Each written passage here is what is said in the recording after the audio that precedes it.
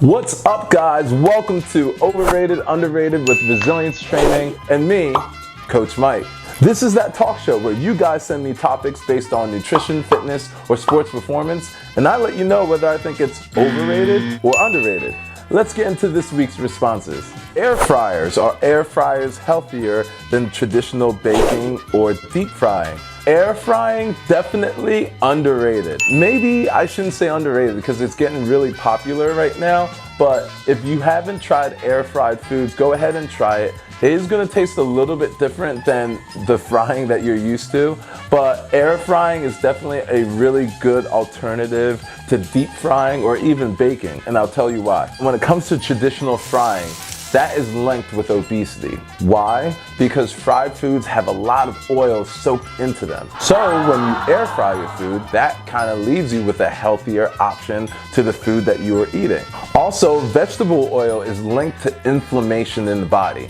And as much as we can reduce the inflammation in our body, we can reduce the risk of illness and disease. Air frying does have its cons. You're limited in your cooking space because air fryers are not as big as your conventional ovens or bigger frying pans. And you're also not gonna get the same taste that you're used to in some of your foods because honestly, the oil or the grease in some of the foods are what flavor the foods that you're eating. So it's not exactly gonna taste exactly the same as you're used to. But overall, air frying is definitely a healthier option to traditional deep frying or even baking. Air frying, definitely underrated.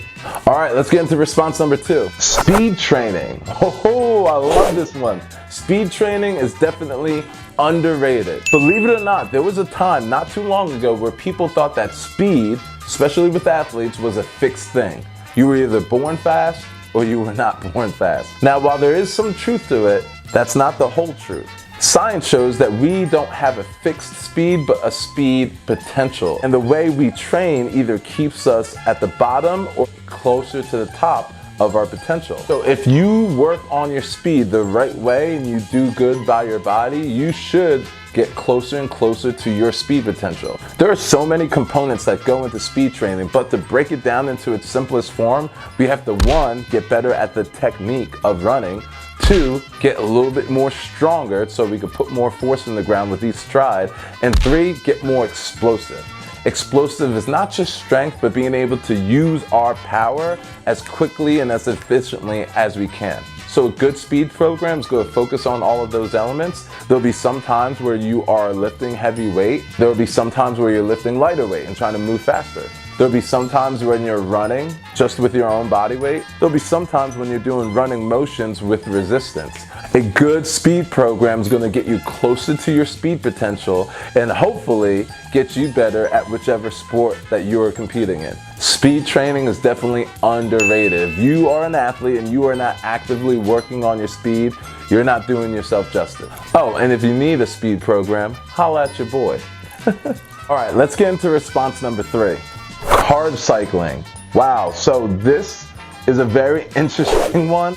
And is it overrated, underrated? I'm gonna go ahead and say that that is definitely underrated from my experience. Now, let's dive deeper into this. There is no solid science yet that says that carb cycling is way more effective or less effective than any other diet that's out there. Now, with my clients who I work with, who are weight loss clients, carb cycling has proven to work tremendously. What is carb cycling? Carb cycling is when you go through phases of monitoring how many carbs you're taking in, one phase having more of a moderate or a higher carb intake, and then the next phase having a lower carb intake. Now, your cycle might look different person to person. Some people cycle every single day. Some people cycle every other month. Some people cycle 2 weeks at a time. All depends on you, your nutrition coach, or your dietitian. Me personally, for my fitness clients, we go anywhere between 3 and 4 weeks at a time because I've found that that gives the body enough time to adjust to the new way of eating. Now, what's the science behind it? There are benefits to both low carb and high carb diets. When you're in low carb diets, you're eating more protein, and we all know the benefits of protein. When you're in a high carb diet, high carbs come with high energy. High carbs also come with a lot of those foods that you love eating.